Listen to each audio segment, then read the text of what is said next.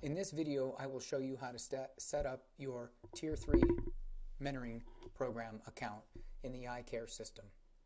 The first thing you need to do is navigate to the iCARE mentoring webpage at www.icarementoring.org. When you arrive at the home page, click on Tier 3. The icons on the Tier 3 homepage are designed to walk you through the process step by step. Each time you click on an icon, it will open up a new window, which means you will always have the Tier 3 homepage in the background. First step is to register your program.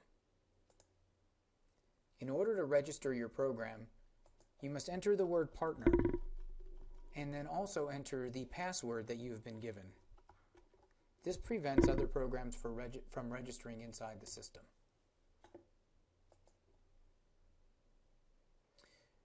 Once you've entered in that password, you get to the registration form, where it says, please complete the official information fields below so that we can set up your account. First thing it asks is your organization's name. If you hover over the question mark, you'll see that they're asking, for reimbursement purposes, what is the name on your accounts? This is the organization where your checks will be sent to support the operations of your program. It is not necessarily the name of your mentoring program itself. Another way to think about this is it is the name of your official organization or fiscal partner. In this case, I will enter some Tier 3 agency. The rest of the information is relatively simple. Your first name, last name, email address. It is important to know that your email address can only be associated with one mentoring program at a time.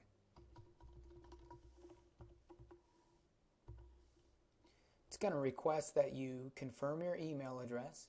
It's going to ask that you create a password. It's going to ask for a phone number where you can be reached.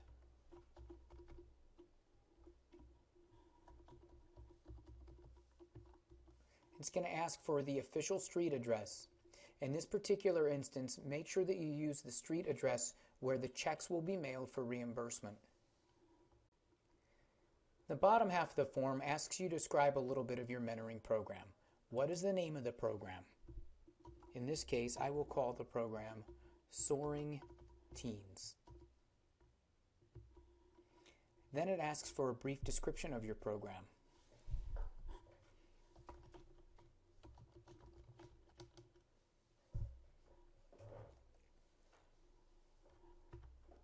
We also ask how often and for how long do your group mentoring sessions meet. That is the end of registering your mentoring program inside the system. You can click Submit.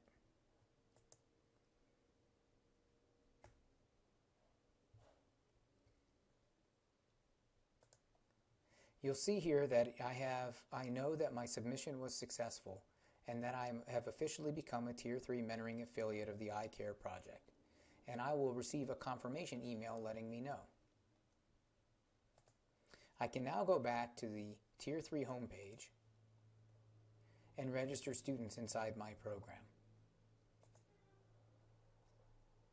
In order to register students, it's going to require that I enter my email address and password from the account creation.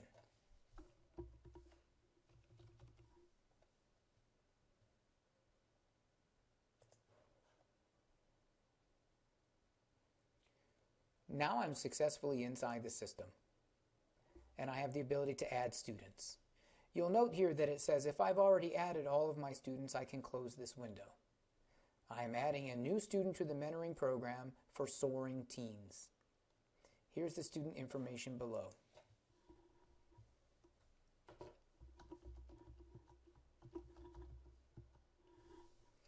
Asked to enter the student's first and last name. Gender is required. Student race information is available but not required.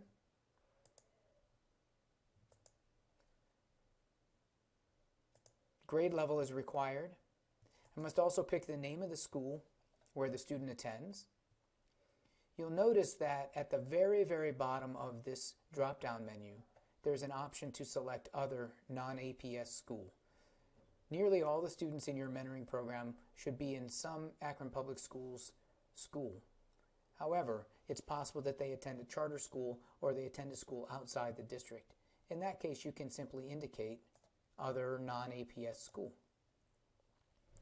It's also important to select the student's birth month and birth year. These are required, and they help us match up the students with the school information at the end of the program to validate impacts of our work.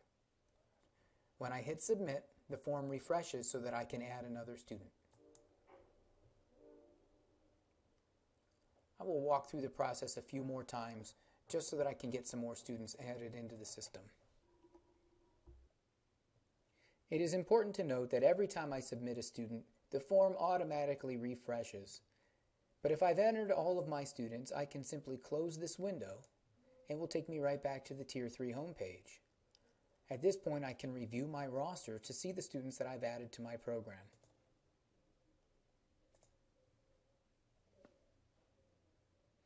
As you can see, I have added 4 students to my program: Elizabeth Banks, Dwayne Johnson, Will Smith, and Kerry Washington. If for some reason I need to add other students, I can click right here at the bottom and it'll pop up that window again to add new students into the system. If I have all the students that I need to add into the system, I can close this window and go back to my home page, where I also have the option to update my own program profile.